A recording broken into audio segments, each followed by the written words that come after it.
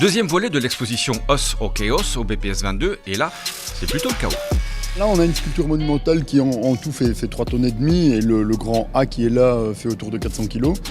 Mais pour l'extérieur, on prévoit quand même une installation qui fera environ 30 tonnes et qui sera placée sur le piétonnier Solvay en face du BPS 22.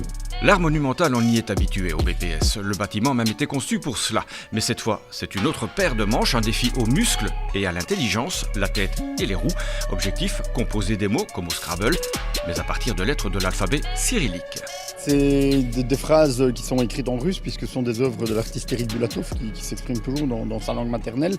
Ce qu'il veut surtout montrer, c'est que les langages d'autorité, que ce soit la propagande, la publicité ou toutes les formes de tentatives de contrôle des consciences, passent aussi par un registre formel et qu'on peut parfaitement imposer une sorte de message, même si on ne comprend pas le contenu, on comprend qu'il y a quelque chose d'assez assertif, et notamment par exemple ces peintures qui sont toutes construites sur un point de fuite avec une perspective. L'artiste donne l'impression qu'on peut rentrer dans le tableau et puis le lettrage au milieu arrête soudainement et impose un point de vue au spectateur. Et on n'a pas besoin de comprendre le sens du mot pour comprendre en fait que la construction graphique est une forme d'autorité.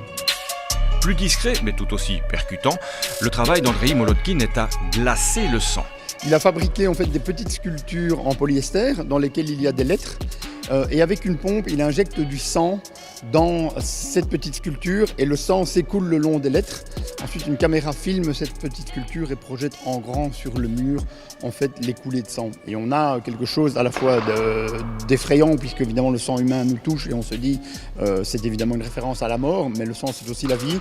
Et il y a en même temps quelque chose de très beau parce que ça rappelle toute la tradition de la peinture occidentale. Mi-chambre d'hôpital, mi-cabinet des horreurs, l'installation Youngblood pompe son inspiration dans le répertoire hyper violent de la drill music, normal pour cet ancien militaire.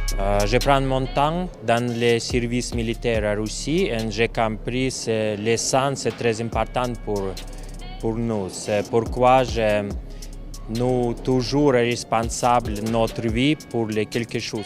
Rassurez-vous, pas besoin de port d'armes ni d'interprète pour visiter l'expo. Non, mais de toute façon, on donne les traductions, il n'y a pas de souci, mais on comprend surtout, je pense que l'avantage de ne pas comprendre le sens des mots, ça permet de comprendre la forme et peut-être d'être plus attentif quand on est confronté à ce type de message dans la vie quotidienne.